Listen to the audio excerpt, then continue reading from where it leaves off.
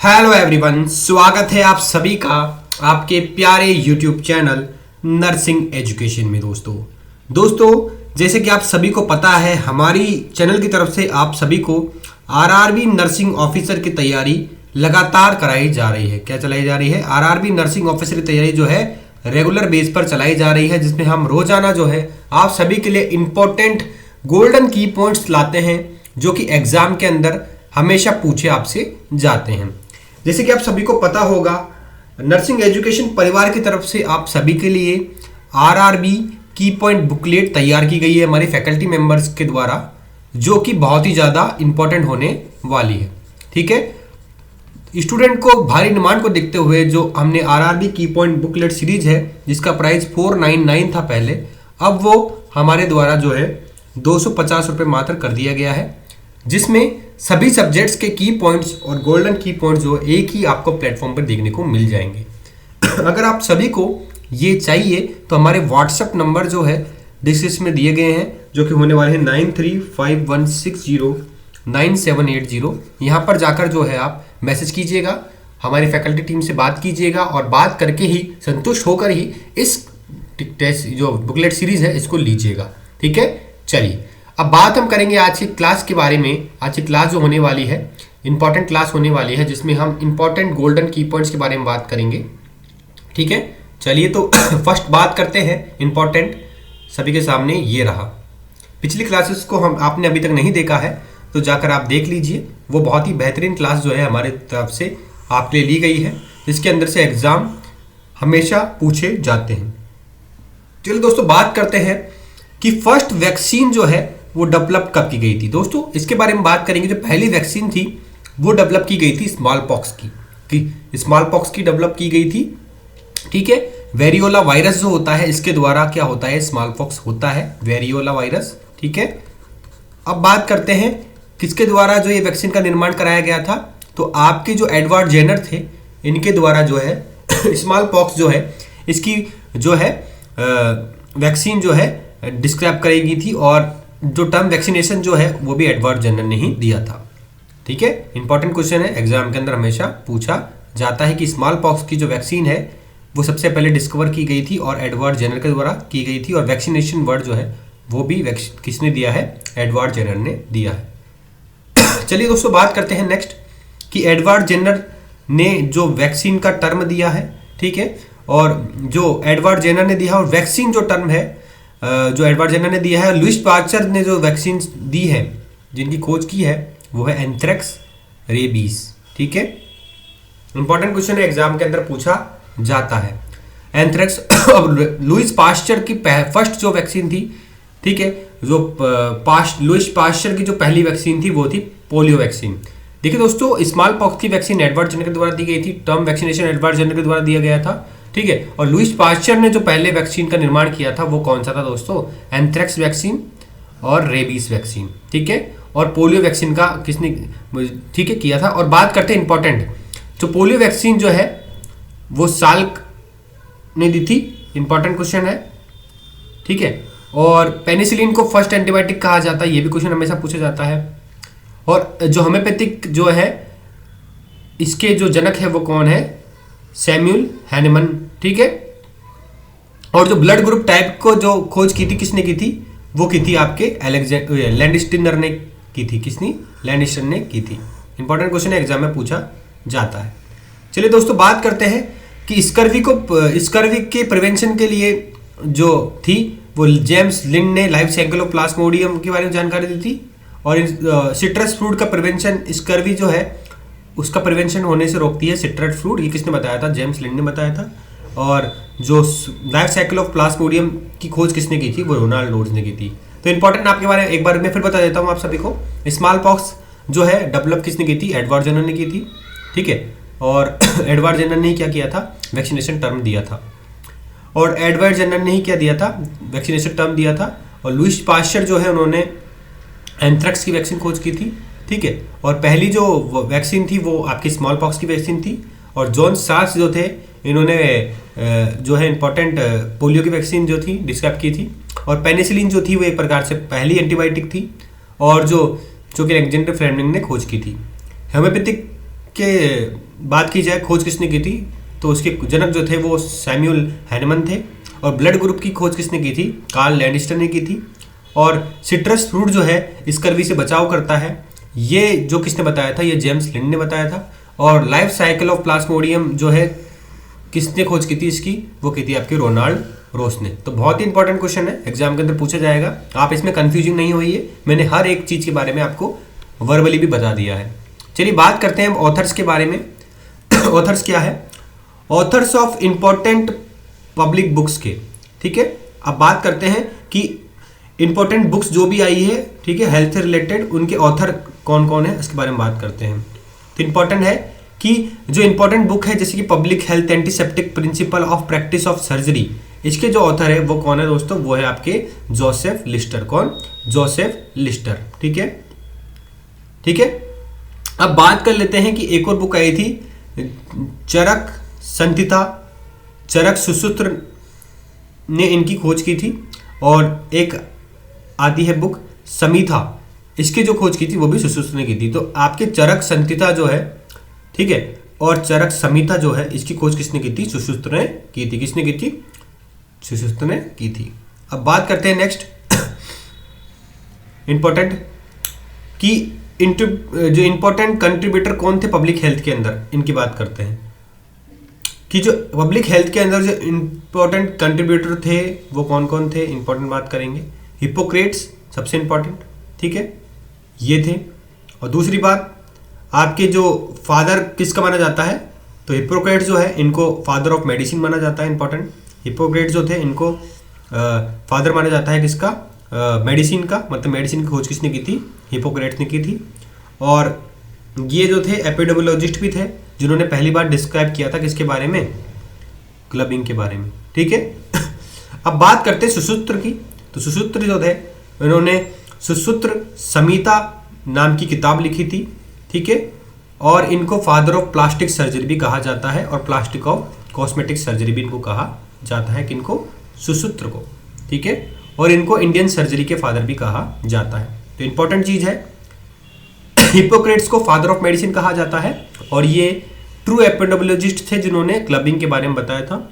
सुसूत्र जो थे उन्होंने सुसूत्र संहिता नाम की किताब लिखी थी और इनको फादर ऑफ प्लास्टिक सर्जरी भी कहा जाता है और फादर ऑफ कॉस्मेटिक सर्जरी और फादर ऑफ इंडियन सर्जरी भी कहा जाता है किसको, सुसूत्र को। अब बात करते हैं नेक्स्ट की जॉन स्नो। जॉन स्नो जो थे उनको एपिडेमियोलॉजी, ठीक है, और मॉडर्न एपिडेमियोलॉजी के फादर कहा जाता है किसको, जॉन स्नो को। किसको, जॉन स्नो जो थे उनको फादर ऑफ एपिडेमियोलॉजी कहा जाता है और मॉडर्न एपिडेमियोलॉजी के फादर भी कौन ही है, आपके जॉन स्नो ही है। और इनको फादर ऑफ पब्लिक हेल्थ भी कहा जाता है किसको, जॉन स्नो को। और इन्होंने खोज की थी किसकी, कॉलेरा की, ठीक है। इंपॉर्टेंट क्वेश्चन है, एग्जाम में पूछा जाता है। चलिए बात करते हैं दोस्तों, father of pH is a disease not a person. Father of pH जो है वो, पीएच एक प्रकार की पब्लिक हेल्थ जो है, इसकी डिजीज जो थी, मतलब फादर ऑफ पब्लिक हेल्थ क्या है, डिसीज है, एक पर्सन नहीं है। फादर ऑफ पीएच जो है पब्लिक हेल्थ के, वो कौन है, आपके जॉन स्नो है, ठीक है। चलिए बात करते हैं, मतलब फादर, अच्छा क्वेश्चन पूछा गया कि फादर ऑफ पब्लिक हेल्थ जो है, ये खोज तो किसने की थी, जॉन स्नो ने, लेकिन father of public health, cholera को, एक बीमारी जो है ना कॉलेरा, तो उसके अंदर सबसे ज्यादा फैली जाती है, पब्लिक के अंदर बहुत ज्यादा, मतलब फैलने वाली सबसे बड़ी बीमारी कौन सी, कॉलेरा हो गई। और फादर ऑफ पब्लिक हेल्थ क्या है, डिसीज है, एक पर्सन नहीं है। इंपॉर्टेंट क्वेश्चन है, और कोई टाइपिंग मिस्टेक होगी तो हम आपको बता देंगे। अब बात करते हैं नेक्स्ट की some important honours father of modern medicine, मतलब कि मॉडर्न मेडिसिन के फादर कौन है, तो आप सभी को पता है मॉडर्न मेडिसिन के फादर है आपके हिपोक्रेट्स, और इनको इंडियन, ठीक है। और बात करते हैं हिपोक्रेट्स जो है फादर है किसके, इंडियन मेडिसिन के, और इंडियन मेडिसिन के फादर कौन है, चरक। कौन, सुसूत्र भी कहा जाता है वैसे तो, लेकिन सुसूत्र जो है सर्जरी के फादर है और प्लास्टिक सर्जरी के फादर है। लेकिन इंडियन मेडिसिन की बात की जाए तो चरक, ये इंपॉर्टेंट क्वेश्चन है, चरक और सुसूत्र में कंफ्यूजन नहीं होइएगा। इंडियन मेडिसिन के फादर की बात की जाए तो चरक आंसर होता है, और अगर इंडियन प्लास्टिक सर्जरी और कॉस्मेटिक सर्जरी की बात की जाए तो सुसूत्र आंसर आपका होगा। अब बात करते हैं कि हिंदू गॉड ऑफ मेडिसिन कौन है, तो ये कौन है, चरक जो है हिंदू गॉड ऑफ मेडिसिन है। और अब बात करते हैं फादर ऑफ मॉडर्न सर्जरी कौन है। फादर ऑफ मॉडर्न सर्जरी कौन है, तो एम्ब्रियोस पेयर जो है फादर ऑफ इंडियन सर्जरी कहलाते हैं। ठीक है, इंपॉर्टेंट क्वेश्चन एग्जाम में आता है। अब बात करते हैं सुश्रुत जो थे father of epidemiology of modern epidemiology के फादर, सुश्रुत जो थे फादर ऑफ इंडियन सर्जरी के थे। और मॉडर्न एपिडेमियोलॉजी की बात की जाए तो वो है आपके जॉन स्नो। कौन, जॉन स्नो। अब बात करते हैं फादर ऑफ मॉडर्न माइक्रोबायोलॉजी की, तो फादर ऑफ मॉडर्न माइक्रोबायोलॉजी थे वो थे आपके लुईस पास्चर। ठीक है, ठीक है। अब बात करते हैं फादर ऑफ बायोलॉजी कौन है, तो वो है आपके एरिस्टोटल। अब बात करते हैं फादर ऑफ जेनेटिक्स कौन है, तो जॉर्ज और मेंडल जो है वो फादर ऑफ जेनेटिक्स कहलाते हैं। अब बात करते हैं फादर ऑफ मॉडर्न एनाटॉमी कौन है, तो वेसेलियस जो है फादर ऑफ मॉडर्न एनाटॉमी है। इसी तरह बात की जाए फादर ऑफ फिजियोलॉजी कौन है, तो फादर ऑफ फिजियोलॉजी जो है वो कार्ल बेनार्ड को जो है फादर ऑफ फिजियोलॉजी कहा जाता है। अब बात करते हैं दोस्तों फादर ऑफ साइको एनालिसिस कौन है, तो साइको एनालिसिस थ्योरी किसके द्वारा दी गई थी, सिगमंड फ्रूड के द्वारा दी गई थी। क्या दी गई थी, सिगमंड फ्रूड के द्वारा दी गई थी आपको फादर ऑफ साइको एनालिसिस। देखिए तो ये पीडीएफ जो है वो बेसिकली बिल्कुल मिक्सअप में हो रहा है, तो आप कंफ्यूजिंग ना हो। मैंने आपको हाईलाइट मार्क से सभी को अलग अलग विभाजित कर दिया है। अब चलिए बात करते हैं नेक्स्ट इंपॉर्टेंट। दोस्तों अभी तक किसी ने आप नर्सिंग एजुकेशन परिवार की बनाई हुई नर्सिंग कीपन बुकलेट अगर नहीं खरीदी है तो जाकर खरीद लीजिए, बहुत ही ज़्यादा बेनिफिशियल वो होने वाली। चलिए दोस्तों बात करते हैं अब इंपॉर्टेंट क्वेश्चंस की कि फादर ऑफ पब्लिक हेल्थ कौन है दोस्तों। तो फादर ऑफ पब्लिक हेल्थ की बात की जाए तो वो कॉलेरा जो है ये फादर ऑफ पब्लिक हेल्थ है। और ये कॉलेरा जो है ना, ये कॉलेरा एक प्रकार की डिसीज है जिसके अंदर इंपॉर्टेंट एक साइन एंड सिम्टम दिखाई देता है जिसको बोलते हैं अपन राइस वाटर स्टूल। ठीक है, राइट वाटर स्टूल कंडीशन हो जाती है इसके अंदर। ये बहुत ही इंपॉर्टेंट साइन एंड सिम्टम है, एग्जाम के अंदर पूछा जाता है। और कॉलेरा को ही क्या कहा जाता है, फादर ऑफ पब्लिक हेल्थ कहा जाता है। इंपॉर्टेंट क्वेश्चन एग्जाम में आता है। अब बात करते हैं स्लिम्स डिजीज क्या होती है। तो दोस्तों HIV एड्स जो है, HIV एड्स जो है इसको स्लिम डिसीज कहा जाता है, क्योंकि दोस्तों HIV एड्स के अंदर क्या होता है, व्यक्ति की जो इम्यूनिटी है वो क्या हो जाती है, बहुत ज़्यादा कमज़ोर हो जाती है और व्यक्ति जो है उसका वेट भी बहुत ज़्यादा लॉस होने लगता है। इसलिए स्लिम डिसीज किसको कहा जाता है, फादर ऑफ स्लिम डिसीज को कहा जाता है, HIV एड्स को कहा जाता है स्लिम डिसीज। अब दोस्तों बात करते हैं नेक्स्ट कि जो ब्लैक सिकनेस किसको कहा जाता है, तो ब्लैक सिकनेस कहा जाता है काला आजार को। किसको, काला आजार को क्या ब्लैक सिकनेस कहा जाता है। काला आजार का दूसरा नाम क्या है, लेशमानियासिस काला आजार का दूसरा नाम होता है। चलिए अब बात करते हैं नेक्स्ट, सेरेब्रोस्पाइनल फीवर कंडीशन क्या है। तो सेरेब्रोस्पाइनल फीवर कंडीशन जो है वो किस में देखने को मिलती है, वो देखने को मिलती है आपकी मेनिंजियोकोकल मेनिंजाइटिस में। किसमें, मेनिंजियोकोकल मेनिंजाइटिस में जो है आपकी देखने को मिलती है सेरेब्रोस्पाइनल फीवर। अब बात करते हैं नेक्स्ट कि जो ब्रेक बोन फीवर कब देखने को मिलता है। देखिए दोस्तों ब्रेक बोन फीवर जो है वो डेंगू के अंदर देखने को मिलेगा। बात की जाए डेंगू की तो एडिस एजिप्टाई मच्छर के द्वारा काटने से फैलता है और इसके अंदर प्लेटलेट काउंट कम हो जाता है और इंटरनल ब्लीडिंग भी हो सकती है अगर प्लेटलेट काउंट 20,000 से ज़्यादा कम हो गया तो। सॉरी, अब बात करते हैं ब्रेक बोन फीवर जो है हड्डी तोड़ बुखार बोला जाता है, डेंगू फीवर के अंदर देखने को मिलता है। अब दोस्तों बात करते हैं नेक्स्ट सॉरी जो आपका मंकी फीवर डिसीज क्या है। मंकी फीवर या जो मंकी डिसीज किसको बोलते हैं दोस्तों, ये कैसूर फॉरेस्ट डिसीज है। कैसूर फॉरेस्ट के अंदर जो मंकी थे उनके द्वारा फैलने वाली बीमारी हुई थी जिसको बोलते हैं अपन मंकी फीवर या फिर डिसीज। अब दोस्तों 5 डे फीवर किसको कहा जाता है, तो दोस्तों 5 डे फीवर को ट्रेंस फीवर के नाम से भी जाना जाता है। किस नाम से, ट्रेंस फीवर के नाम से भी जाना जाता है। बहुत इंपॉर्टेंट क्वेश्चन है और इसको जो है इंपॉर्टेंट माना जाएगा, एग्जाम के अंदर काफ़ी पूछा जाता है। अब बात करते हैं नेक्स्ट जो प्रश्न की कि जो 8th डे डिसीज कौन सी होती है दोस्तों, तो 8th डिसीज बोलते हैं टिटनस नियोनेट्रम को। किसको, टिटनस टीटी होता है ना पेशेंट बच्चों को, तो उसको 8th डे डिसीज माना जाता है। ये दूसरे नाम है, हर बीमारी के 2 नाम होते हैं तो 2 नाम मैं आपको बता रहा हूँ। अब बात करते हैं नेक्स्ट कि जो 100 डे कफ किसको बोलते हैं दोस्तों, इसको बोलते हैं पर्टुसिस को। ठीक है, पर्टुसिस जो होती है इसको वूपिंग कफ के नाम से भी जाना जाता है और इसको 100 डे कफ माना बोला जाता है। चलिए बात करते हैं अब नेक्स्ट कि कोच फिनोमिना क्या होता है। कोच फिनोमिना जो होता है वो ट्यूबरकुलोसिस के अंदर देखने को मिलता है, जिसके अंदर ट्यूबरकुलोसिस के अंदर देखने को मिलता है, काफ़ी ज़्यादा एग्जाम में पूछा जाता है। अब बात करते हैं दोस्तों नेक्स्ट कि जो हैंसेन डिसीज जो है इसका दूसरा नाम क्या होता है। तो हैंसेन डिसीज का दूसरा नाम होता है लेप्रोसी। लेप्रोसी को कुष्ठ रोग भी हिंदी में बोला जाता है, और ये एग्जाम के अंदर हमेशा पूछा जाता है कि हैंसेन डिसीज का दूसरा नाम क्या होता है, तो इसको बोला जाता है क्या, लेप्रोसी। अब बात करते हैं दोस्तों कि रूबेला क्या होता है। दोस्तों एक होता है रूबेला, ठीक है, एक होता है रूबियोला। तो दोस्तों रूबियोला जो है वो मीजल्स को कहा जाता है, मीजल्स का दूसरा नाम क्या है, रूबियोला है। लेकिन इसके बाद में बात की जाए आपका रूबेला क्या होता है, तो रूबेला जो होता है उसको जर्मन मीजल्स के नाम से भी जानते हैं। तो अलग अलग चीजें हैं दोनों, आप कंफ्यूजिंग ना हो इसमें, कभी भी एग्जाम के अंदर क्वेश्चन पूछा जाता है। चलिए दोस्तों बात करते हैं अब नेक्स्ट क्वेश्चन की।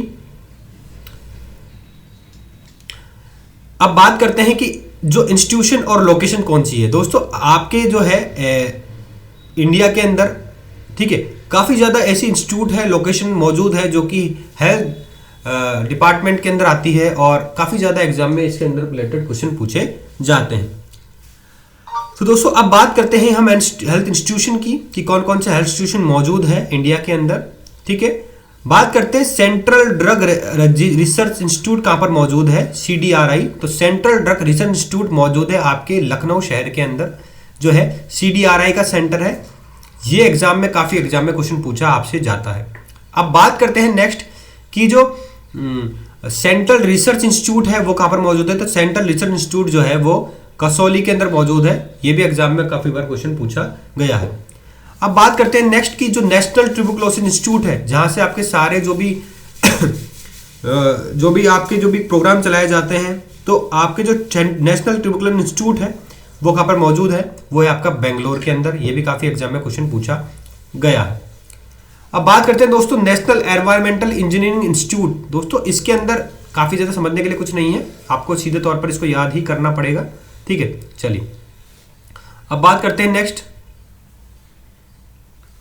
कि जो आपका national environmental engineering research institute जो है वो कहाँ पर मौजूद है दोस्तों। तो बहुत ही इंपॉर्टेंट क्वेश्चन है कि जो आपका नेशनल एनवायरमेंट इंस्टीट्यूट जो है वो कहाँ पर मौजूद है, तो वो मौजूद है आपका नागपुर के अंदर।